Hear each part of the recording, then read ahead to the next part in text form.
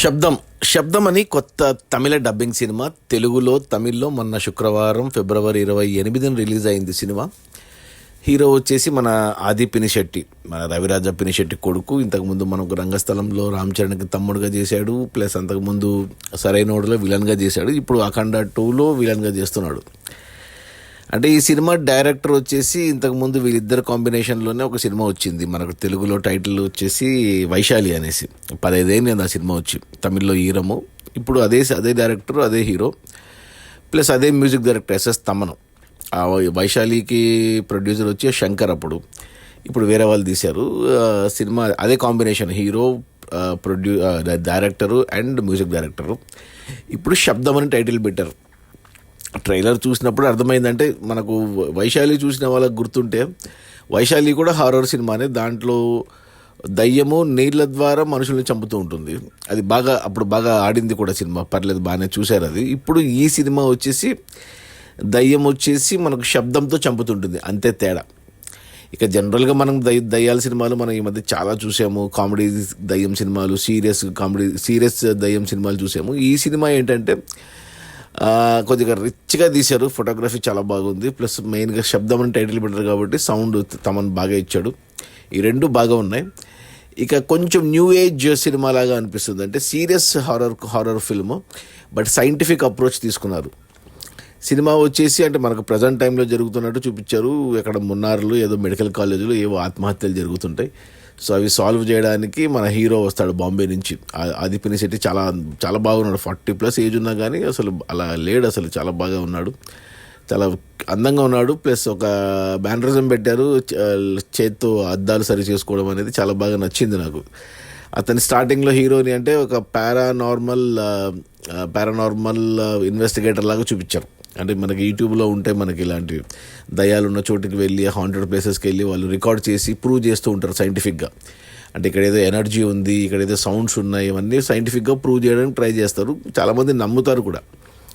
So అలాంటి character ఇచ్చారు. స్టార్టింగ్లో హీరోకి ఒక క్యారెక్టర్, అంటే అతను చేస్తున్న ఉద్యోగం సంబంధించి అతను ఒక ఘోస్ట్ ఉన్నట్టు మనకు ఎస్టాబ్లిష్ చేస్తారు హీరోని. అంటే అతను కనుక్కోగలడు సైంటిఫిక్గా అనేది మనకు ఎస్టాబ్లిష్ చేసి, ఇప్పుడు ప్రాబ్లం ఉంది కాబట్టి మున్నార్కు వస్తాడు. సో అంతే సినిమా. అప్పటికే 2 ఆత్మహత్యలు జరిగింటాయి. ఇక అతను వచ్చాక కూడా ఆ ఇన్వెస్టిగేషన్లో అంత సైంటిఫిక్గా అప్రోచ్ తీసుకున్నారు. అక్కడ మన కామెడీ కోసం ఆ కాలేజీలో ఒక తమిళ్ కమెడియన్ రెడిన్ కింగ్స్లే అని అతను కమెడియను. నాకు నచ్చాడు, ఇరిటేటింగ్గా ఉంటుంది, బట్ పర్లేదు. ఇక మనకు అంత టెన్షన్లో అంటే ఊపిరి బిగబెట్టి చూస్తుంటాం కదా, చాలా జాగ్రత్తగా తీశారు, చాలా లాజికల్గా, చాలా సైంటిఫిక్గా తీశారు.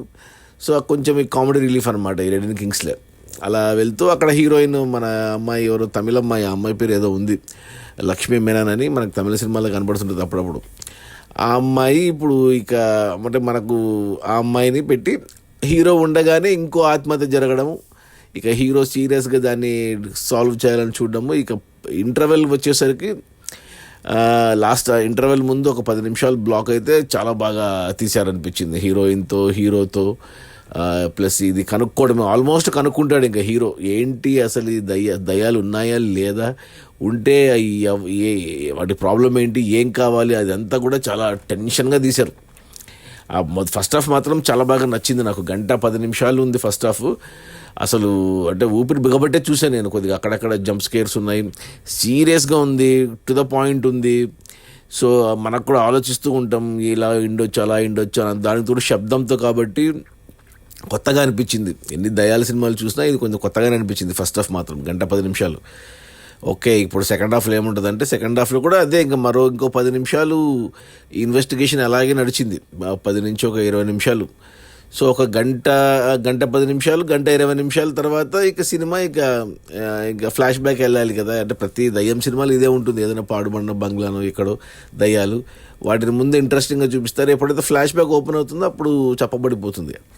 ఈ సినిమాలో కూడా నాకు అదే అనిపించింది. రొటీన్గా అంతవరకు డిఫరెంట్గా వచ్చిన సినిమా, సైంటిఫిక్గా వెళ్ళిన సినిమా, ఒక్కసారిగా ఇక ఫ్లాష్ బ్యాక్ ఎపిసోడ్ ఓపెన్ కావడము, ఒక అరగంట పాటు ఫ్లాష్ బ్యాక్లో ఏం జరిగింది, ఎవరిని చంపారు, దయ్యాలేంటి, ఎందుకు వచ్చాయి తిరిగి, ఇదంతా మనకు క్లారిటీ వచ్చేస్తుంది.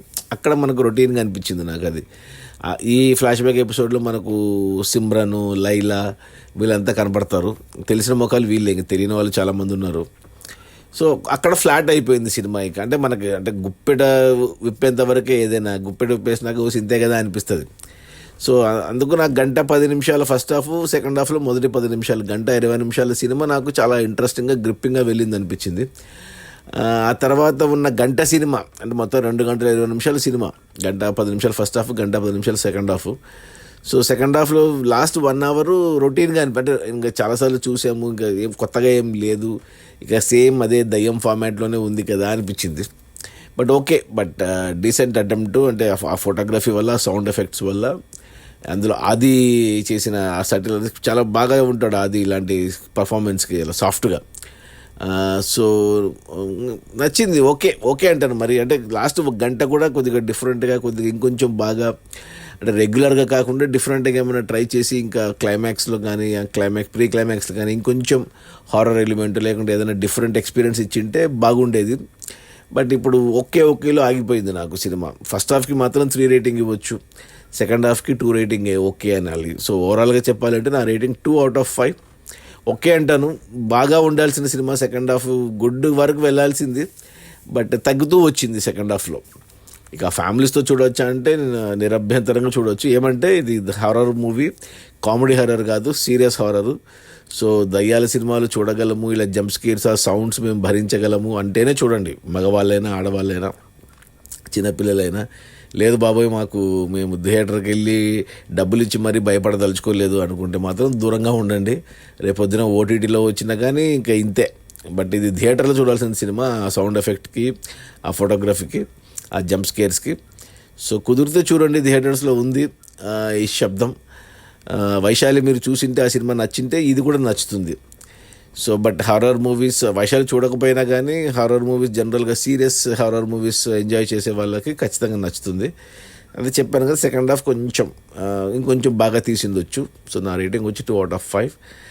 అందరూ ఓకే బాగానే చేశారు, కానీ నాకు లైలానే అంతగా నచ్చలే. కొద్దిగా ఓవర్ యాక్టింగ్ చేసినట్టు అనిపించింది లైలా, పాతకాలం యాక్టర్. సిమ్రాన్ సరిపోయింది, హీరోయిన్ లక్ష్మీ మీనన్ కూడా ఓకే. బట్ నాకు నచ్చిన క్యారెక్టర్ మన హీరో ఆది పినిశెట్టి బాగా నచ్చాడు నాకు.